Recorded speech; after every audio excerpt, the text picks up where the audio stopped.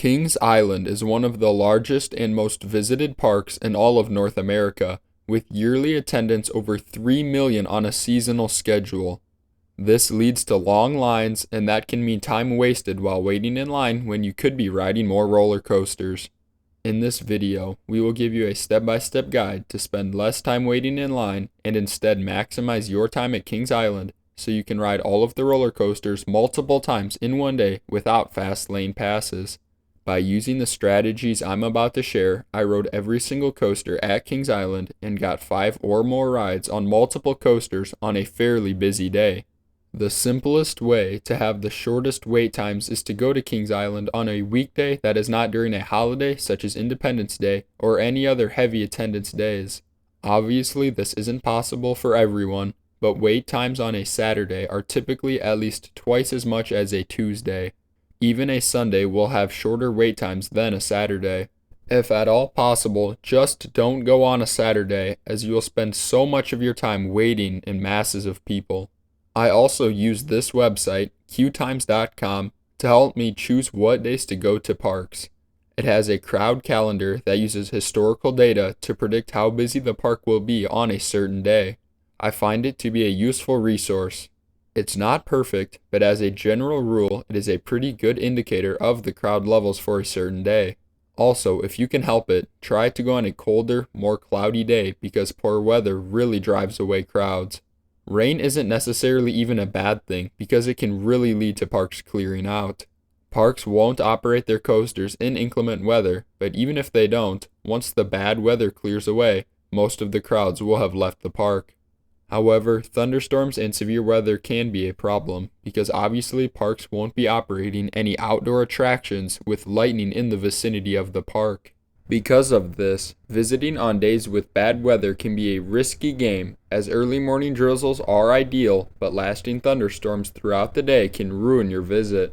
But even if you go on a weekday, there will still be crowds, so you should make a plan of what roller coasters you want to ride and when to ride them so that you don't waste time standing around trying to decide what to ride next. Now I'm about to share with you the plan and ride path that I use when I visit Kings Island. Before you even arrive at the park, I highly recommend downloading their app so you can see live wait times and attractions which aren't currently operating on your phone. This information is vital as you outmaneuver the crowds. I recommend arriving at the parking tolls about 30 minutes before the park opens, as this will allow you plenty of time to get parked and get to the front entrance. Kings Island does have early entry for Gold Pass members and higher, but you can still get into the park without a season pass. You just can't ride any of the early entry rides. And typically the early entry lineup isn't too crazy at this park anyway. But you should still get into the park with the season pass members so you can be one of the first people in line for other rides. When you enter the park, head straight to Area 72. You can then choose if you want to experience Orion or Flight of Fear first. Personally, I always go for Orion first because I think it's a great way to start out the day, and it usually has one of the longest waits in the middle of the day. But in the morning, you should be able to get 2 or even 3 rides on it in less than half an hour. Then I always get a quick ride on Flight of Fear. This launch coaster typically gets longer wait times as well because it has relatively low capacity. If you choose to ride Flight of Fear first, then you can hit Orion right after for a few laps. After that, head to the Rivertown section featuring Mystic Timbers and Diamondback. You will want to ride whichever of these 2 coasters has the shortest wait first, then the other one next. These 2 coasters will have a somewhat long queue because of their popularity, but from my experience, it shouldn't be longer than 20 to 30 minutes at this point. After getting 1 or 2 rides on each, it should be about noon and you should go get a ride on the Beast if that is a coaster you want to experience. This is another coaster that has a longer wait, this one because of how iconic it is. Once you've ridden all of these coasters, head back towards Orion and the front of the park. If the line is short, get another ride on it. Then you'll want to ride Racer and continue to head down that side of the park towards the front, riding Adventure Express, Banshee, the Bat, and Invertigo. This will take about an hour or 2, so it will be around 3 to 4 o'clock by the time you complete this. After you complete these rides, I recommend getting food. You might be a little fatigued from marathoning coasters all morning and mid-afternoon, so it's nice to take a break. Plus, the lines for rides and attractions will be as long as they get because it is the busiest time of the day for those. However, this time of day usually has short waits for food, which is another way you can save time. Now you'll have all of the major coasters ridden, have eaten a meal, and now you can go around and get re-rides on whatever you want. If you want to get the credits of the family coasters in Planet Snoopy, do it later in the day because most families will go home well before park closing. After you've gotten through all of the credits that you want to pick up, then it's time to get your re-rides on whatever coasters you want to. For me, at Kings Island, these coasters are Mystic Timbers, Diamondback, and Orion. I usually spend the last 2 or 3 hours of my visits here just bouncing between these 3 coasters, but you can make your own choice based on your thoughts and experiences on the coasters in the park, as well as the wait times listed in the Kings Island app. This park gets rave reviews for its operations, and I can attest that the ride ops at this park hustle trains out of the station. Orion and Diamondback's crews especially will basically be running up and down the trains as they check everyone's restraints, resulting in very quick dispatches and minimal stacking on the brake run.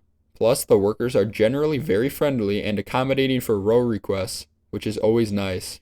Another huge time killer is eating at normal meal times. Typically, the most busy times for restaurants and parks are from around 12:30 to 2 o'clock and then 5 o'clock to 7 o'clock. For that reason, I try to avoid eating at those times. Like I mentioned earlier, I usually eat one meal at the park at around 3 o'clock when the rest of the general public is focused on roller coasters. You can also save some money by only eating one meal in the park instead of 2. And of course, if you do this, you will spend less time waiting around in food lines again when you could be riding roller coasters. One thing that I hear too often is people just recommending Fastlane for anyone who is visiting this park for only a single day, but I find that isn't necessary. However, if you get to the park and find that it is busier than you expected and you think you need Fastlane for that day, then you can go ahead and buy it in the park. I don't think Fastlane ever really sells out, and it is the same price both online and in the park.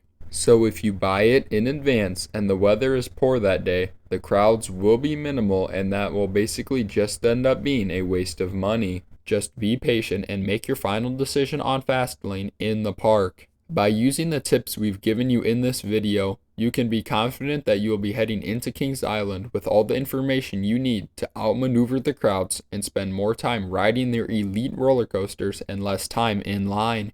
In fact, just having a plan before you head into the park saves you time as you don't have to stand in midways deciding what to ride next. And using the Kings Island app to check on wait times and ride closures will also help you stay a step ahead of the general public. If you have any other tips to help people who are visiting this park, leave them in the comments down below.